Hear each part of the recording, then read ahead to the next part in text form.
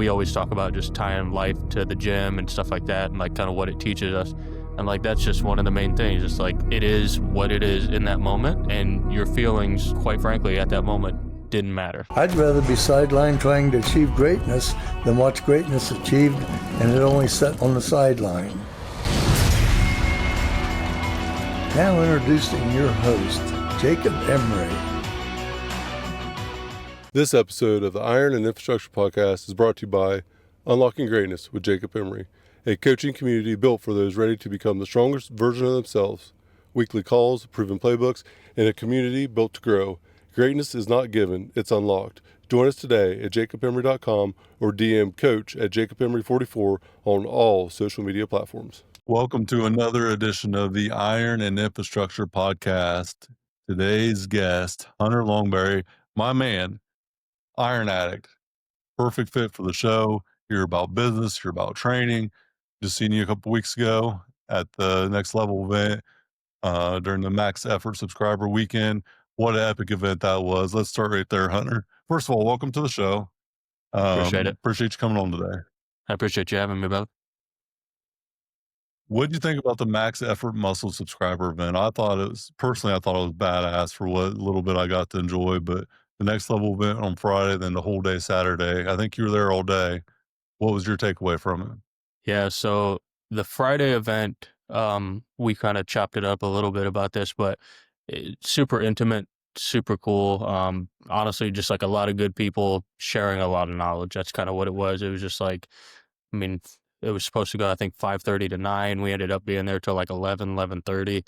And the whole time it was just like people just dropping knowledge, sharing stories, anything that could help anybody. It was in that room. I mean, I think what we have in there, probably like 25, 30 people, something like that. Maybe, yeah, something like that. Yeah, and you could just tell, like, everybody who was there, it was like they were about it. So that Friday event was obviously awesome. And then Saturday, waking up super early, 3:15, getting to the gym. And I know you did the workout with us in the morning, but then that was like an all-day affair for us. I think I did maybe 3 or 4 different workouts in a span of like 4 hours, and I was just wrecked, but it was awesome. Yeah, dude, I seen that lineup and I thought, man, everyone is going to be dying. Even the ice and the sauna work by itself, it's exhausting. I know, like, that calorie burn from just that alone, like, your body goes into shock and it has such a massive, like, central nervous response, and it's not something that most of us are familiar with. So the demand that it takes out of you, just doing that is pretty incredible. I remember the first time I did that at Brian Peters' house, I was like drained afterward and I was starving. Like, you ran a marathon and you hadn't ate, starving. That gut feeling where you're just like, man, I could not fill this pit if I tried. Did that happen for you during that, Yeah. or has that happened for you? Yeah, most definitely. What I was the thought it was hardest fun. thing? Yeah, I think that was probably, it was the most refreshing thing because obviously, like, we had those workouts in the morning. Um, to be honest, the ruck kicked my ass. We did that because we had done the workout in the morning, and then we went to the track and lunged, and then did the ruck right after that. So, I'm carrying like a 35-pound bag. My legs are already, pretty messed up from the lunges. And then to go right into like a 4.5 mile ruck, I was like, all right, this is going to be the finishing touch.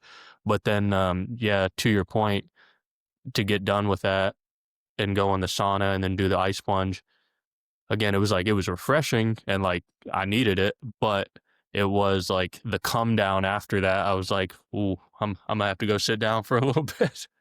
It's like a euphoric feeling, right? Oh yeah. It's very hard to explain. You almost sound kind of like woo woo when you say it, but it is so true after that. Um, it's like ultimate release of inflammation is there, and then it's gone. And like this whole entire body, like, stress reliever is a stressor in itself. Mhm. Pretty wild, like, to do it if you've never done it before. Yeah, it was pretty crazy too, because like, I don't know if you saw like the actual agenda for the day, but like that was, I think, the fourth thing in the morning. And then later in the afternoon, G had put like another open workout and another sauna and ice session. And I was like, I don't know if I got 2 of those in me. That's a lot for one day. That is a lot, yeah. I did the fire and ice protocol from Peter's, like, coaching, stuff, probably every other week, maybe once a month for about 6 months. I think I Mhm, was doing it most of the last year and the year before that. I haven't done as much this year, but the preparation for that with how you breathe, the intentionality of that breathing, the breath work has changed my life, dude. So, taping my mouth shut at night, yes, all the time. I wear like I'm like Inspector Gadget. It's actually pretty funny because I'm always like making fun of myself. I got this nose piece on to open up my nasal cavity because I have a deviated septum on the one side. So like I can barely breathe anyways. I got my mouth taped shut. I got earplugs in. Like I'm full on Inspector Gadget for sleep. mhm. I sleep really good. It's not very long, but I sleep more now in 5 or 6 hours than I ever did for 8 or 10 in bed. So like quality sleep is massive. It's huge for the recovery part. You don't recover if you don't get good sleep. I'm not even gonna say long sleep, but good quality sleep. For you, you just had a life-altering couple of years or an event in the last couple of years. Recovery, taking care of yourself, longevity probably is more at the forefront for you than ever before. Tell me about the event, what happened, and the adversity that you've had going on. Yeah, so, I mean, we can rewind a little bit. I think it was about a year and a half ago, maybe 2 years at this point, but I was basically all in on, like, bodybuilding and my training. Like, that was my big thing is, like, train my client, go focus on bodybuilding. I'm eating tons of food, just trying to get as big as I can. I competed in 2020, and I was very real with myself that, like, if I wanted to be good at this, like, I just needed to be bigger. I've never been a very big guy. So for me, like, I graduated high school at, like, 145 pounds. I eventually worked up to like 220 morning weight. So, somewhere in the 223, 225 Mhm, range by the end of the day. Um, but that's a shit ton of weight to put on, I graduated high school in 2016. So from 2016 to probably 2023, I mean, that's just a ton of weight. But with that, I was having some issues where at first I started seeing like my blood pressure go up. And I'm somebody who I monitor that like on a weekly basis. I've always been very health conscious. I've got, people in my family that have had heart issues, stuff like that. So I'm conscious of that stuff. And I just mhm, start like ticking up, like, maybe every 2 weeks, 3 weeks, something like that, and get a little bit higher. I'm like, damn, like what's going on with this? And I'm like, I know I'm putting on weight, but like I'm not, being a dick about it. Like I'm taking my time. And mhm, I had a coach at the time and we were kind of going through stuff and he's like, well, check this, check this. We got my blood work done. And he was like, have you ever had a sleep study done? And it's funny, we were just talking about sleep, but he's like, have you ever had a sleep study done? And I was like, no, I'm 20, I think I was 26 years old at the time. I was like, why the hell would I have a sleep study done? I was like, the only people that I know that have like CPAPs and stuff are like 75, 80 years old. mhm. And obviously not true, but like that's what I saw. And so, Perception, yeah. yeah, exactly. So it's like, let me go get this done. And, I go in, get this freaking thing. They put it on my finger. They get this mask. I got all this crazy shit on. And, Mhm, they're like, all right, you're going to go sleep for the night. We'll do the recordings, whatever. And then, we'll let you know what happened. I get the results back and they're like, how tired are you? And I'm like, I don't know, like, I'm tired, but like, I just kind of pushed through it. And again, like, this is just being a 26-year-old at the time. They're like, do you mhm, ever feel like you're going to fall asleep while you're driving? I'm like, yeah, sometimes. And like, they go through like all these questions. And they're like, so like, what do you do? And I'm like, I just keep going. Like, I don't know. I have a cup of coffee. I just keep going. just Like, just that's through it, just, yeah. yeah, that's like what it is. And they're like, yeah, you stop breathing 140 times a night. And I'm like, oh, oh shit. So, Wow. eh, yeah, exactly. And so they're like, you need a CPAP. That's just what it is. Like, you got to get one. It'll never be like a perfect thing, but at least, if we can cut that down to like 20 times a night, that's, dramatic. Mhm, So I end up getting one of those, um, and immediately drops my blood pressure. Like, I think I was sitting at like 150 over 90, and it dropped me to like 120 over 85. And so I continued kind of doing what I'm doing. Um, and then probably, I want to say this happened in December. I was having, um, like, kind of like heart palpitations, but it would go on for like about 5 minutes, and it would come and go and whatever. And at the time, like I said, I had just kind of bought the business. Things were, stressful as it is when you buy a new business. And it got to the point where I was like, this is just anxiety. Like, I'm just messing with myself. And I went home one day for a lunch, and it's like kicked on, and my heartbeat was like all irregular, all fast. I was like, all right, it'll go away here in, 5 minutes, whatever. Went on for 2 hours. And I was like, okay, this Oof. is something different. So, I get in my truck. I'm like, I can make this right turn. I can go to work. I can make this left turn, and I can go to the hospital. And so I go to the hospital. They're like, yeah, you have AFib. Um, you know, it's this degenerative heart disease. Essentially, your rhythm just goes out of whack, goes super fast. It's not a huge issue because like, you can take stuff for it. But they were like, just to let you Mhm. know, like, one, you're probably gonna have to be on blood thinners for the rest of your life, and two, um, you're at pretty much, like, I forget what the exact number is, but your increase of risk for like a stroke, a blood clot, is by like 75% compared to a normal heart. Right. And, at this time, I was 27, and I'm like, I have heart disease and I'm 27. I'm like, what are we talking about? And of course, like, in my profession, obviously, I'm the fitness guy. I'm the health Right. guy. Like, I'm helping people that have heart disease. Like, I'm not supposed to be the one that gets heart disease, not at this age, especially. So, to get that news was just kind of like, what the hell? Um, and I've told everybody, like, as much as that sucked, especially in that first, month, two, whatever it was the biggest blessing in disguise I've ever had.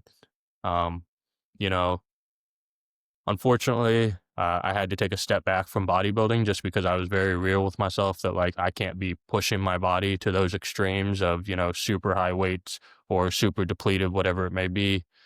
Especially, once you're getting in contest shape, the dehydration, that type of thing, like, Right. you just can't be messing with that. So I completely took a step back from bodybuilding. Obviously, still trained, how I did, still did everything how I did. But, I did have to have like a very real conversation with my doctors, and they were like, listen, like, you should probably be on blood thinners. I was like, okay, well, like, what does that entail? And they're like, they just basically listed off all the stuff that I love to do. They're like, you got to be really careful in the gym. If you get hit, like, your bruising could cause a blood clot, like, no snowboarding, no. And I'm like, okay, is there any way I can do this without the blood thinners? And they're like, yeah, okay. And I was like, all right, well, let's just do that. I'll take a couple natural things to help me out there. But, anything that's in that extreme, I don't feel that that's probably the best direction to go anyways. Mhm. So basically it forced me to look kind of at my life where, like I said, bodybuilding at the moment was like that main thing. That was what I was putting all my energy into. Now, granted, I had my business and it was still doing decent and I was still making money, but it wasn't the main thing. Um, and Mhm. then as soon as that happened, it was like, okay, well, bodybuilding's not really in the picture anymore. So you gotta, find something here. So from that moment on, it was like I'm putting everything I can into my business. I'm being so present with my time. I'm being so intentional with who I'm around. Just everything leveled up from there. And, what most people would probably look at as, I don't want to say a death sentence, but a definite kick in the shin of life. It was honestly, like I said, just a big blessing in disguise. Mhm. A death sentence, guess what? We all have one, Hunter. It just is not known when it's going to happen.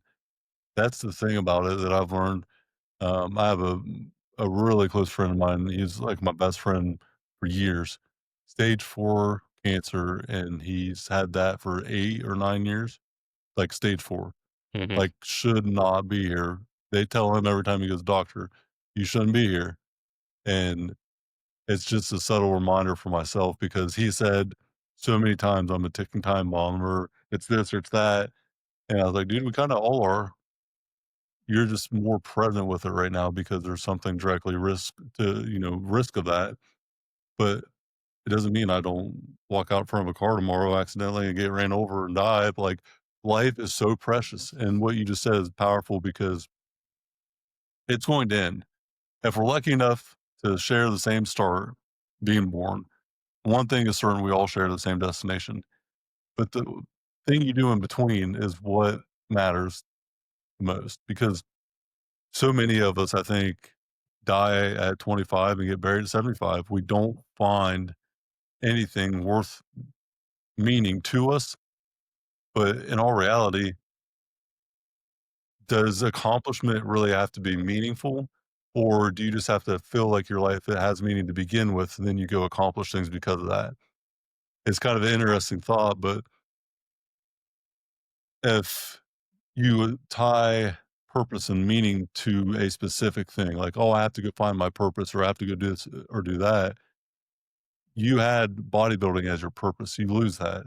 So does your life have no meaning now? Or do you just shift into doing something different because you feel like your life has purpose and meaning to begin with? And so, like, what we go accomplish, what we do, isn't who we are. Who we are and what we become is able to go do those things. And I think it's very interesting how so many people tie their life's purpose into a thing, thinking that they don't have purpose to begin with or have meaning in the world to begin with. And I'd like to challenge people that think that everybody has meaning in life. Everyone has a distinct set of skills that other people don't have. I don't know if you were at the island event when I talked about the dream, but everyone has a fingerprint that's born. Everyone should have a dream for their life.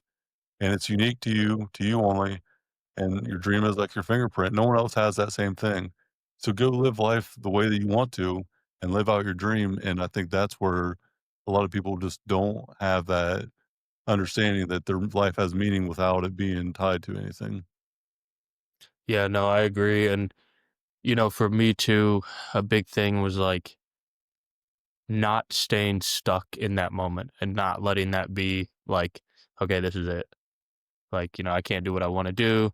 Sure, like, I'll work my business, I'll do like, but what do I'll start going out with friends more, and I'll start, partying a little bit more because like, it doesn't matter anyways, like, I'm basically always gonna be at risk for this, so it's like, for me in that moment and, like, I won't lie, like, there was definitely, moments where I'm like, "Fuck, man, like, like is this it?" But, Hmm. the biggest thing that, like, always kinda stuck with me is, like, if I don't do anything, I'm still just gonna be right here. If I do something, the worst thing that's gonna happen is, you know, we'll move a little bit forward and maybe, I get knocked down and I end up right back where I am. But both results, the worst that's gonna happen is I'm gonna be right here. So it's like my best option is Hmm. to just continue forward because that's the only option. And that's the thing, dude. We're gonna fall down. I fall down daily. I fail all the time. My 8-year-old daughter asked me the other day, I was taking her to school and she's like, "Dad, do you ever fail at anything or like are you not able to do something?" I'm like, I fail every day, all the time. I fail more than I've ever succeeded, but that's why I've also succeeded at certain things because I've failed so many times and learned from it and didn't get stuck in that moment. Two things become true in life when adversity hits. We either achieve victory because of it or we become a victim because of it. The choice is ours. It's always ours. And it's 99% the mindset and the reaction to that moment. If we're reacting out of fear, we're going to sit and dwell. And the story that we tell is going to be why I didn't do this thing because of the setback. Instead of looking at it from a victory point of view where I'm going to achieve victory in life and live life on my terms because of this thing and think how fucking epic my story is going to be because I overcame this and I'm telling you about it now. That's the power and mindset. It's really not just the reaction to adversity, but the reaction and then the willingness to tell others about the adversity and then how you overcame it, like what you're doing right now. You're not the only one that's probably had something like this happen, but you might change a lot of people's life by mentioning it and talking about the things you did to overcome it. And that's where the power is. Mhm. It's so funny you say that because literally I remember, like, probably within the first couple weeks of, like, this happening, one of my clients had, like, asked me about kinda what was going on because I had to wear a heart monitor for a little while, and I think I had to have it on for, like, 14 days or something like that, and they were what are you gonna do about this?" And I was just like, "I don't know. I'll just keep moving forward, maybe write a book about it one day, I don't know." Like, but they couldn't believe that I was just, like, so, like, on to the next thing after that. They were just like, aren't you gonna, like, sit and, like, dwell on this?" I was like, "No, that doesn't do me any good. It doesn't do you any good." Like, Amen. it's one of those things, it's like, I never wanna be the person that complains about my life. Like, don't get me wrong, there's always points where, like, yeah, you gotta talk to people, you gotta get that shit out because, sitting and festering on it is not a good thing either. But, you know, and I'm sure you've kinda talked with G about this as well, nobody likes to be around negative people. Like, anytime that, you have something like that happen again, like, yeah, you can share it, but, like, to sit on it, to let it ride out longer than it needs to, that's when I feel like, you know, you're not writing that story of, okay, this is how I move forward. You're continuing to sit and get stuck in that trench of, like, this is just what it is. It's just being trapped in the moment without any ability to see that the moment and the entrapment of that moment are the thing that's going to make it bigger, because the focus is what you focus on expands, Hunter. And I can tell you this to be true, good or bad. If you're sitting there dwelling on the thing that's holding you back, your focus is on negativity that's holding you back. What's going to grow? The thing that's fucking holding you back. If you think about the story you're going to tell and how epic it's going to be that you overcame it, and how this was something that happened for you, not to you, and this obstacle was really just an opportunity for growth, you're going to grow because of the obstacle quickly become an opportunity. And how you view things is how you do things. And I have been on this non-negotiable thing this year where I am protecting my positivity. If you're going to come take any positivity from me, it better be for a damn good reason, or it's not Mhm, going to be very long, because I cannot take negativity for no reason. Now, there's realists. I'm very realistic in a lot of areas that I might sound negative. I'm just stating what I see to be fact or what is fact. Facts are not negativity. Facts are facts. Feelings, though, are often negative, mhm, and how we feel about facts often is also negative. So, if someone doesn't like what you're telling them, even though it's a fact, it's not your fault that they don't like it. It's how they feel. So, it's not thinking through logic lens, the logic versus the emotional lens. There's a lot. I am very logic driven in majority of my life, almost all of it to a default now. I use emotion or experience when it's down to the last 5 to 10% of decision making that needs to be made based on life experience, whatever. But logic drives the majority of it because I've been unlogical majority of my life until becoming a business owner and creating new areas of growth. What's real, not what I feel. And so, what is the truth and not what is traditional thought? There's a lot of people that don't actually seek out the truth about whatever's going on. They just believe tradition and always believe tradition. But for me, I'm always trying to seek out what is truth. What is the truth about this thing, and not what is the lagging tradition that's probably outdated and probably not true anymore. mhm. Yeah, I mean, even just to kinda piggyback off of that, speaking on the gym and stuff like that, that's another thing that I feel like people get so emotional with, and it's like, "Oh, I had a bad workout." Did you get your workout in? Yes. Are you better because of Mhm. it? Good Yes. workout. It's a good workout. Like, obviously, again, like, if you get injured or something like that, then yeah, maybe that was not a good workout. But in terms of just like the day to day, you know, again, emotion versus fact, it's like you got better today because you did X. Don't worry about Y. Like, it's just simple as that. So it's like, we always talk about just tying life to the gym and stuff like that and like kind of what it teaches us. And like that's just one of the main things. It's like it is what it is in that moment. And your feelings, quite frankly, at that moment didn't matter. Like you got your workout in. You did this for your business, whatever it may be. So I love it because the gym has been the guiding post for me on almost everything, business, personal related. Like I can always go back to that as a foundational truth for a lot of things in life. What you put in is what you get out. Preparation is always a key. To not prepare is setting yourself up for failure. I think preparation is one of the key drivers to anybody's success in any form or fashion. Today's success started last night when I prepared for today. Food, hydration, everything that you need on a daily basis should be done the day before. My personal like preparation. But you think about the iron, the foundation that we get and the ability to overcome obstacles because of it.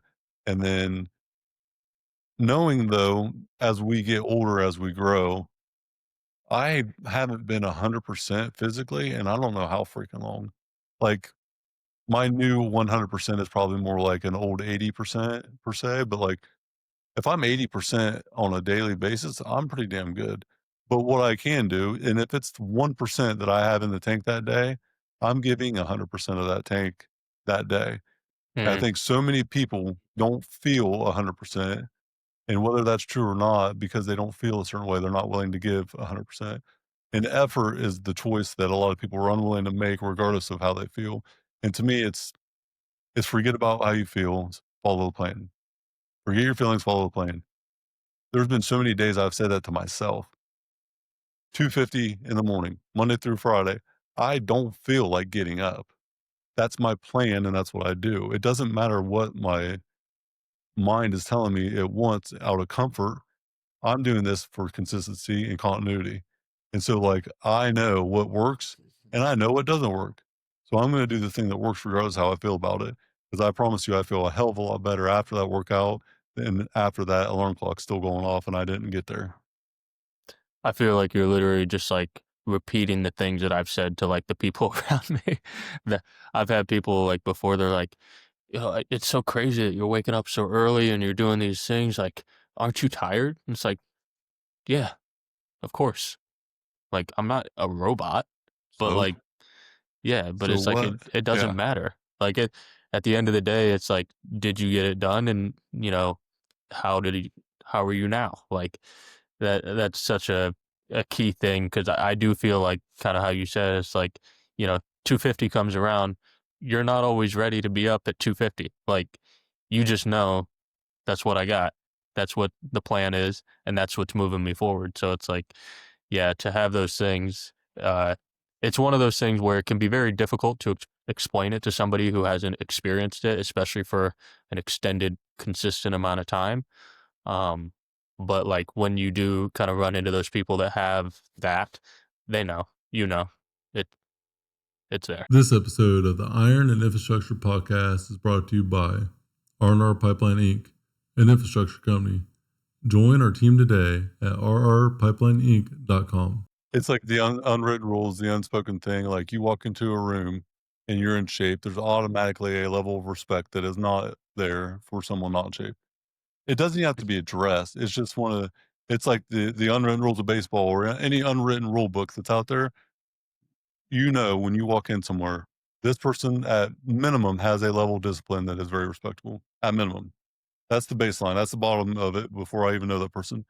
I cannot tell you, Hunter, how many times I've walked into business settings, never even introduced myself, and already stood out in a crowd of a lot of people Hmm. without even them knowing my resume, what it looks like. And it's funny also because there's no way that guy can be the entrepreneur. I've heard that so many times, like, it's just some dumb jock guy. Well, people don't have a clue at that point who I am or what's going on in my life, but they also don't know that I was the fat kid at, you know, pretty much my entire life up until 15, I got picked on for being fat. I was Mhm. always the fat kid, always the heavy one. I wore the t-shirt in the swimming pool at school, like in front of my classmates. If I had to go to the swimming pool, I'd have a t-shirt on. I was the fat fuck. I was the doughboy. That was my nickname as a kid. That's what led me to the iron. So my obstacle was that, which led to the iron. People only see where you're at now without understanding what it took to get there. Whenever we're in the grind, everyone says, "Why are you working so hard? You shouldn't be doing all this. Why? Why are you sacrificing this, sacrificing that, giving this up, giving that up? Why? Why? Why are you doing it?" The question is always, "Why are you doing this thing?" And for the longest time, it's, "Why are you doing this and not getting anything out of it?" And then people are right. The critics are normally right for a long period of time. But if you don't give up and you just keep chasing it, then you get it. Man, look at that guy. He just got that handed to him. It was so easy. It's the opposite effect. Mhm. So always being questioned why you're doing this thing to chase your dream, and then getting your dream, and then always being told you just got it handed to you, or it was luck, or whatever. The To worst one me, is, is the "Must ultimate. be nice." Yeah, that must be nice. That normally gets knuckles white pretty quick. I ain't gonna lie. But the reality is, it doesn't matter because we know what's true. And if we cared about other people's opinion, we would never achieve any level of success in general because that would be the thing that held us back. I always laugh whenever you have friends or a group of people that you're really close to, and then you're the delusional one that separates himself from the group because you start to do something different and you're going on this path of growth. And then you start growing and they stay stabilized and you keep growing. You're not like us anymore. You're too good for us. Like all the things start to come out. And who should be your biggest cheerleader is that group of people closest to you becomes your biggest critic as you continue to do something different because you're in the arena and they're in the stands. Did that happen to you when you became a business owner where you were caught off guard by the people you thought were always supportive, but until you achieved a level of success they were, at least in general. But then when you got there, then they became more critical than, you know, a cheerleader. Shit, that happened this morning. That happened this morning, man. I I know when I first started the business, there was a little bit of a cheer. It was like, "Oh, that's awesome. Cool. You're doing your own thing." Then kind of how we were talking about, like when I'm doing those early mornings, when I'm getting done late, when I've been here since, 5 a.m. and I'm leaving at 9, like, and you're not going to the bar with us on, Thursday or even Friday because I'm just dead tired. Like, there is that thing of like, well, we're not even really going to ask you to do much because we already know more than likely your answer is going to be no. And it's like, I understand it from a perspective, but I also am like, is it really that, or do you feel uncomfortable with me making that progress? Like, there is that thing of like family members, I think for the most part, they might see it and they want to protect you. They don't want you to end up failing and then, oh, well, you could lose this money and, yada, yada, yada. And it'd be really safe just to get like a job and, have the insurance from the company and all that stuff. But there is definitely the thing with your peers where, and I don't even think it's a lot of times a conscious thought from them. I think it's a subconscious thing where they're just like, Definitely. man, fuck this guy. Like, he thinks Mhm. he's owning his own business and doing this, and it's like, again, I don't think it's always a conscious thing, but it's definitely there. I think it's insecurity myself. I think it is outspoken, deep rooted insecurity from the person that's unwilling to chase what you're doing, the person that's not willing to challenge themselves to do what you're doing, the person that sees what you're doing and wants to be that person but isn't.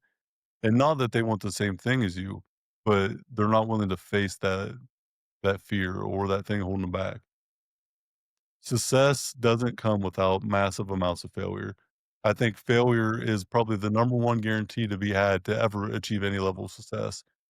Find me a individual in this world that has a high level of character and has had a really easy life, and I will still, until the day I die, be waiting for that unicorn to come along, because you don't build character with an easy life. You don't become any level of success or have fulfillment at any degree without absolute agonizing struggle throughout the majority of your life to become that person.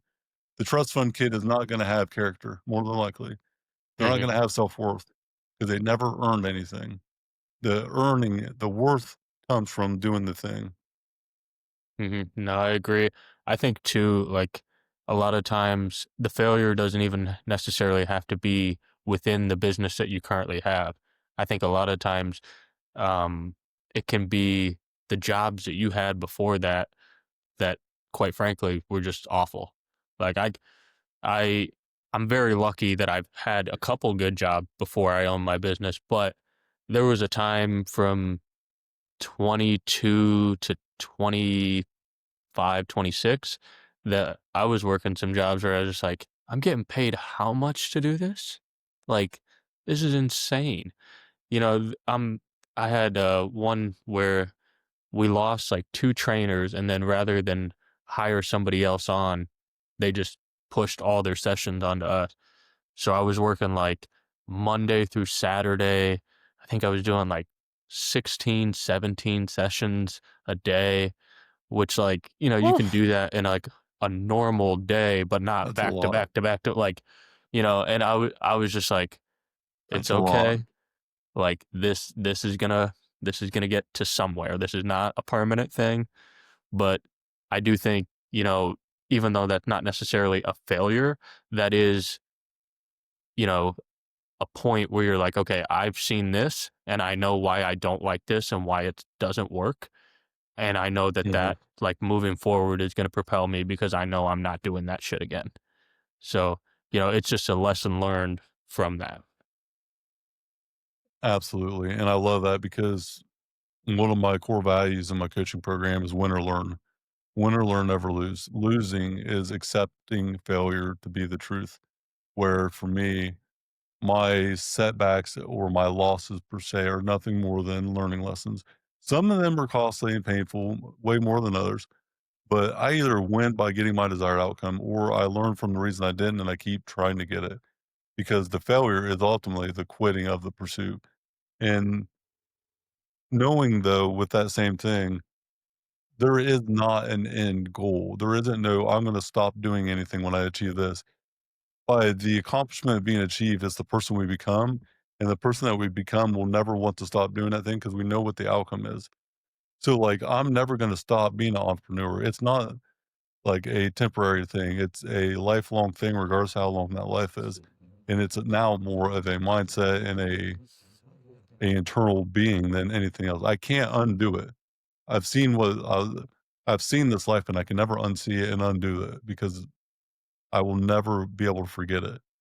So I will always continue that pursuit. And I think that's like learning and growing, dude. I am like obsessed with learning. I'm like a nerd.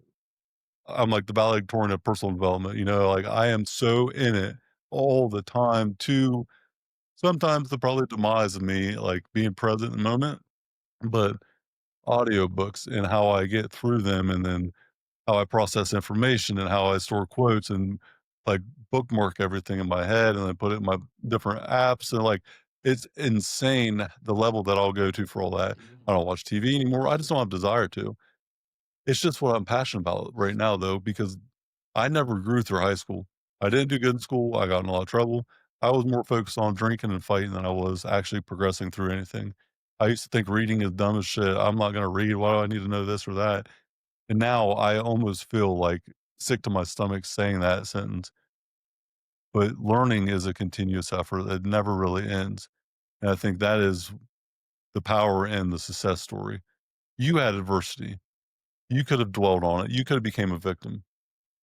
The mirror versus the window. Whenever something happens, adversity hits or a setback happens or life has unfortunate like circumstances in front of you. Two places you look. You either look internally into the mirror, it's on you, or you look outside the window and look for an answer or someone to come save you. And then you look out that window for the rest of your life because there is nobody coming to save us. It's on us no matter what. That means that we're in control. So we're in control of how we react to whatever it is, and we're in control of what we do. Just by that alone takes away all excuse making, all reasons why we can't. And it just shows that a lot of people live off hypotheticals more than anything. Hypotheticals are hypocritical to me. I cannot stand hypotheticals. A hypothetical to me is creating a problem out of a possibility, or not even a possibility, but creating basically your scenario is problem making in that point, not actually focusing on what's real and having solutions. And then I had a scenario just recently, it's fresh in mind. I was not willing to answer a question because I said it's hypothetical. I'm not gonna answer that, it's dumb, it's hypothetical. It's not logical to answer that. And then the person was like, "Well, but you believe this thing could be true." Hypotheticals are in your head. They're made up scenarios in our head of why something can't normally happen, or like worst case scenario. But in my heart, I believe this thing is going to happen. I just can't give you a logical reason why yet, but I believe it to be true. I'm just on my way to get the logic to make it happen. That's in my heart. Faith is in my heart. Hypotheticals are in your head. And when I had said that and separated the two, it was like, okay, it's so obvious how we view the world is how we do things throughout the day. Keeping a positive mindset, having faith that you can get this thing, knowing that you're worthy of it, which I think self-worth is a huge issue also. But all of that comes from staying in the iron game for a long fucking time, because there's so many days where I didn't see the results. For years, didn't see results. For years, I didn't get any good result. I felt pain, but I was able to overcome a lot of things throughout all of that because I never quit going. Yeah, one thing that you touched on just a few minutes ago was you've seen like what that life is now as an entrepreneur, and you're like, oh, I'm not, there's no way I'm going back. And that really, that just resonated with me because my coach who does like my nutrition and my training for me, I was telling him, I think it was like 2 months after I had started the business, and I had just like snuck it in there. I was like, yeah, I opened this up, blah, blah, blah. And he was just like, that just very nonchalant. Like, why didn't you mention that? And I was like, oh, I didn't think it's that big of a deal. He's like, not a big deal. He's like, bro, you're never going to work for anybody ever again. He's like, it's simple as that. Mhm. He's like, you're in deep now. Like, you're never going to work for anybody ever again. And you're right. Like, looking at those situations and saying, okay, like, I've taken this and I can turn it into this. Where's it going to be in 5 years? That's the only hypothetical that I feel like you should live with. So, And like, that's for faith to me, me.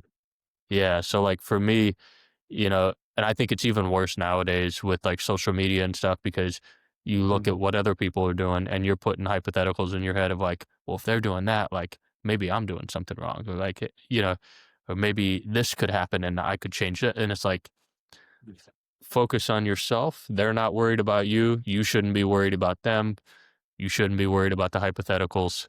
Focus on what we got. So, yeah, no, that all that stuff just kind of ties into kind of a couple things that, I've heard even just in the last year. And it just really resonated with me on that. Comparison is a thief of joy. You sit there and compare what you have to someone else's, you're gonna take all the joy away immediately because it doesn't change anything that is truth, and it doesn't matter what other people are doing. So if you're concentrating on someone else, you're not focusing on yourself to get better. You're focusing on someone else for no reason at all. And the ability to focus, I think, is really hard today. Like you touched on the generation thing and finish one course until successful. Like, finish one course until successful. Can you go focus on one task for 30 minutes straight and execute on nothing else but that one thing? dude, it's probably like a small percentage of people in the world that can do that today because it's so distracting today in society, but not just with the opportunity of distraction, but for the acceptance of distraction from people in business, people in life in general. Like it's normal to be distracted.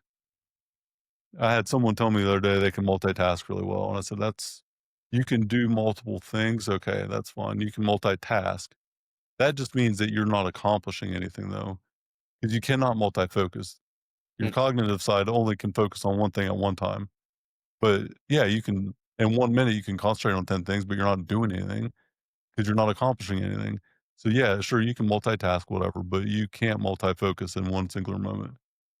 And they looked at me like, fuck you, kind of. But it's true though. Like think about multi-focus. If you're focused on one thing and truly focused, you shouldn't be focused on anything else. Yeah, no, it's actually really funny that you say that because I can think when I was in high school, I was a pretty good student. And when I got to college, I was still a good student, but I couldn't tell you shit that I learned in college. And the reason for that is Hmm. I feel like when I was in high school, you had this allotted time that you're there. You are in this class. They're making you focus. When I got to college, it was partying, it was classes, it was can I get out of this one? What are we doing later? Is there a football game going on? Um, you know, Like anything. self-accountability too, right? Exactly, anything. Hmm. So there was all those things, and I'll be real, like I didn't give a shit about my classes. Like I was there and I got them done, and it is what it is. But I noticed that when I was in school, I was like, man, like I really don't care about this. And then as soon as I got out of college and I started doing something that I was actually passionate about, which was being in the fitness space, I was like, oh shit, like I'm able to like really like hone in and lock in on these things. I'm like, why the hell couldn't I do that when I was in school? And one, it was I didn't have that structure of like being in a high school where like they're, having you Hmm. in class for, a certain amount of time. And then two, again, I wasn't passionate about that stuff. So as soon as I found something that I was passionate about, it was that much easier for me to focus on. And I think that's another thing too why people are so distracted is because they're doing stuff that quite frankly they just don't give a shit about. So it's like it's easy to pick up your phone and scroll Instagram when you hate your fucking job.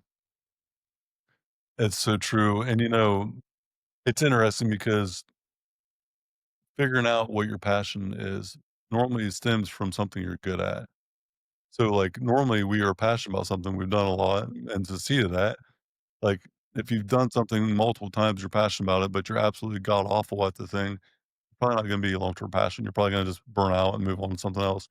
So, like, the gym for you is probably something you always enjoyed and always had passion for because you liked it, you got results, you enjoyed the process, and so then it became, like, a fulfillment thing probably where you live your life through that now.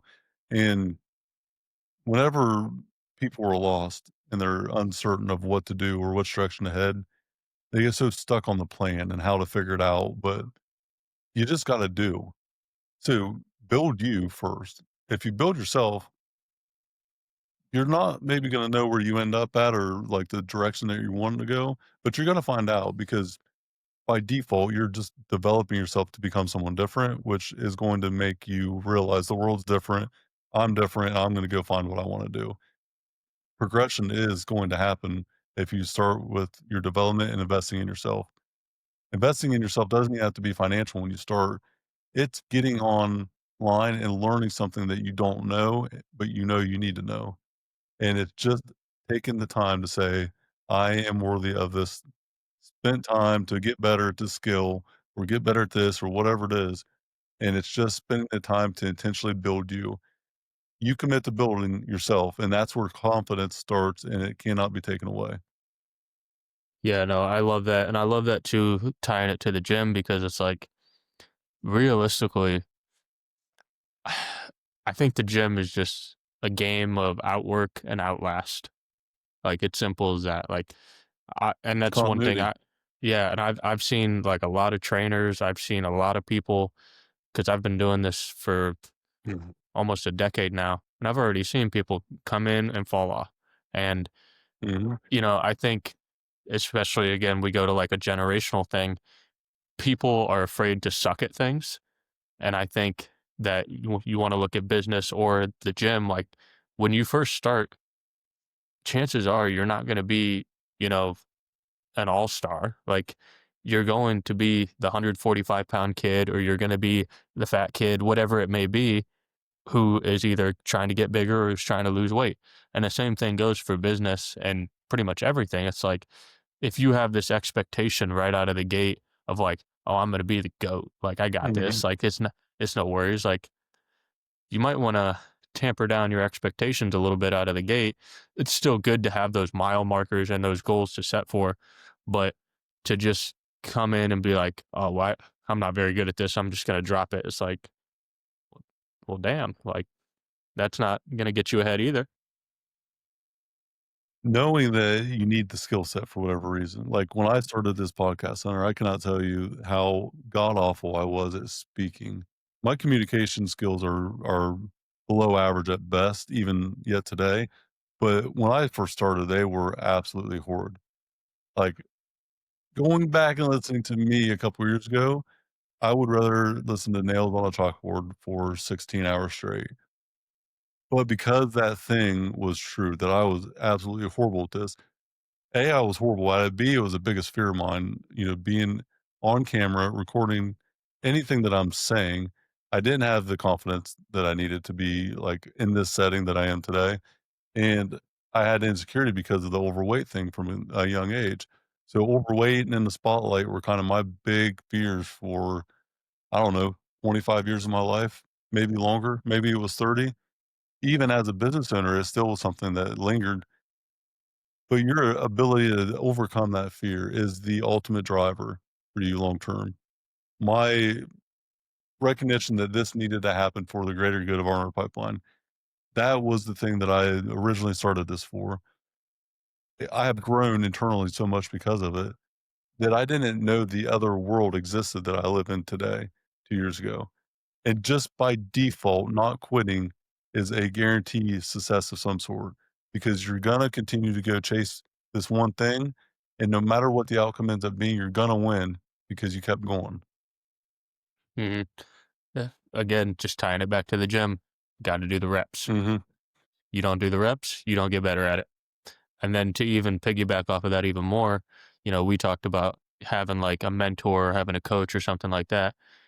I'm sure that you've looked at like other podcasts and like, picked up things from them and like, okay, how can I do this a little bit differently, or how can I Hmm. communicate like that?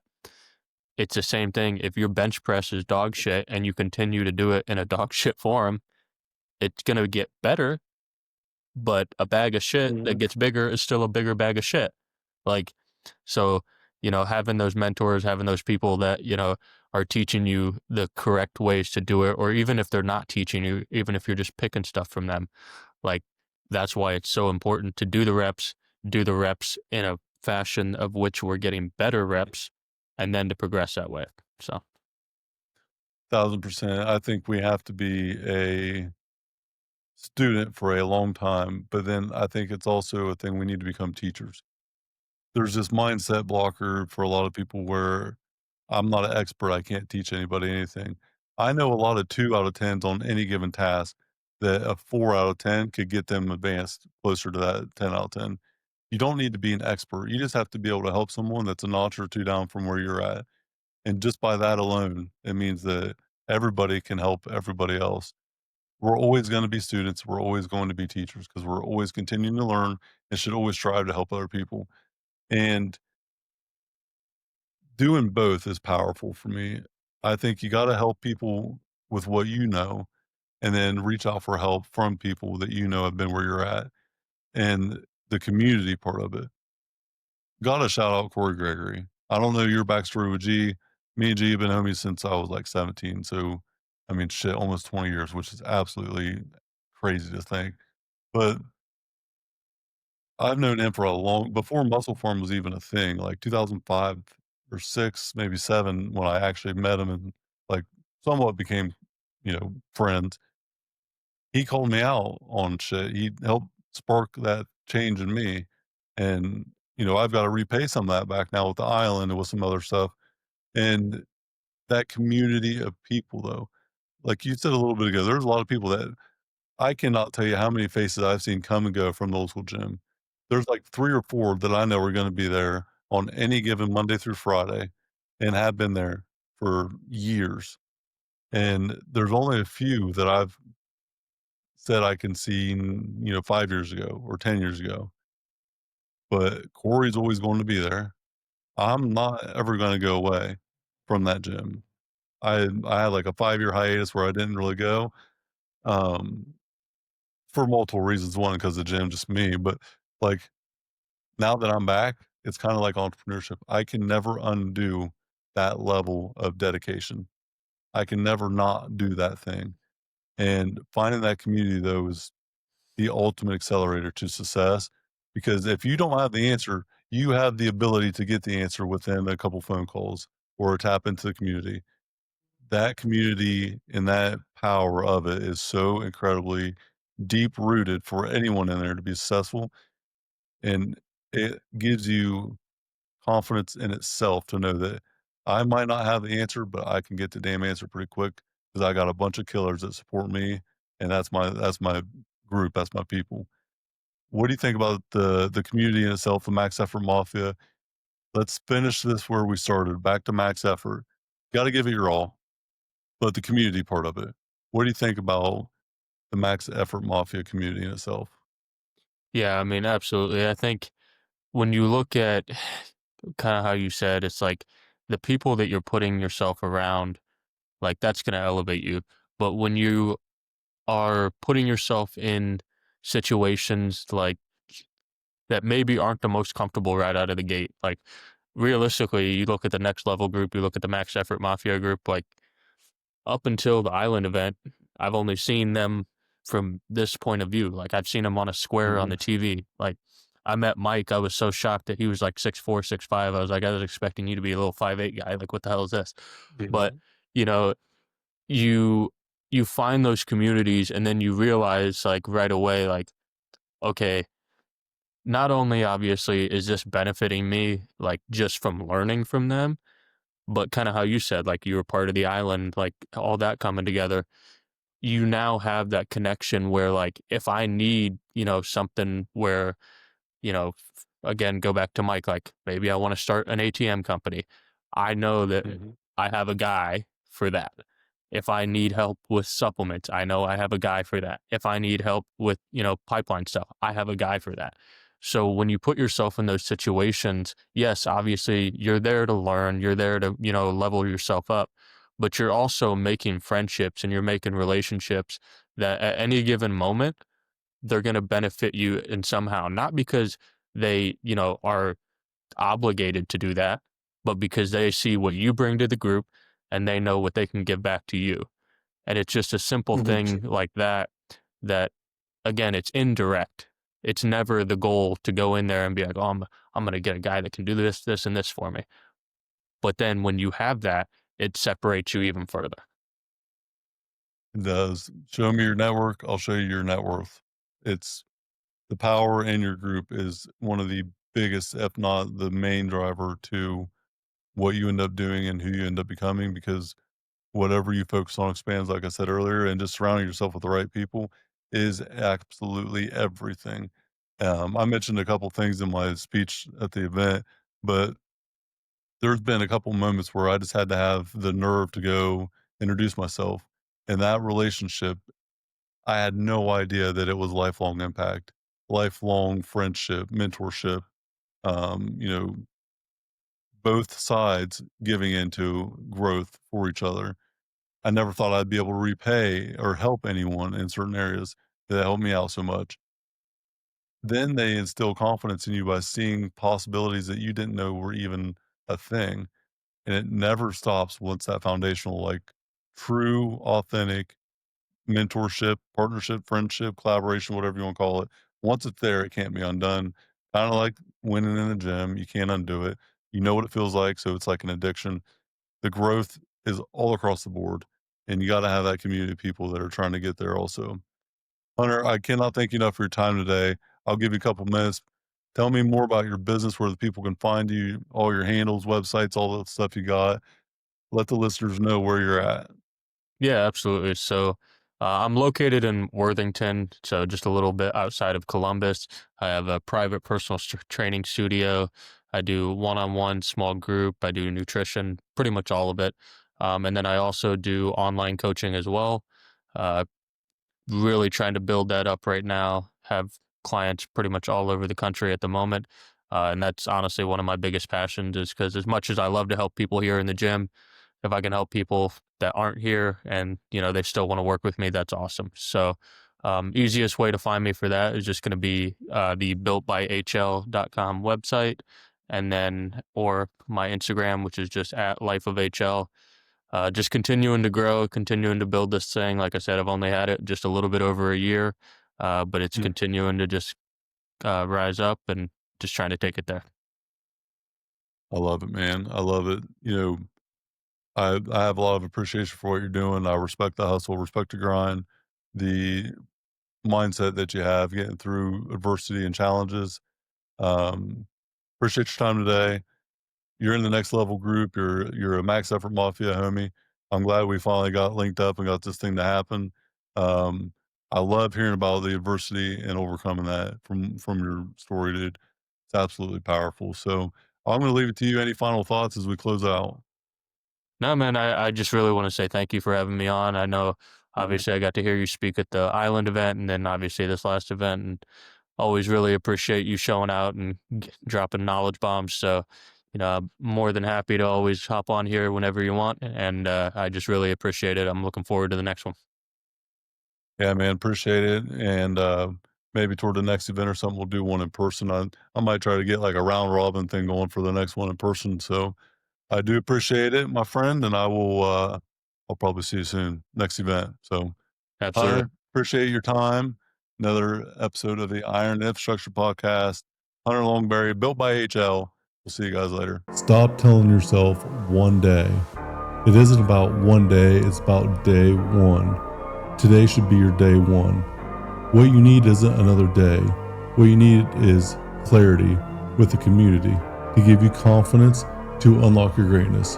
That's what the group coaching program is all about. Confidence, clarity, via commitment. Hit the show link in the notes. Let's start unlocking your greatness now, today.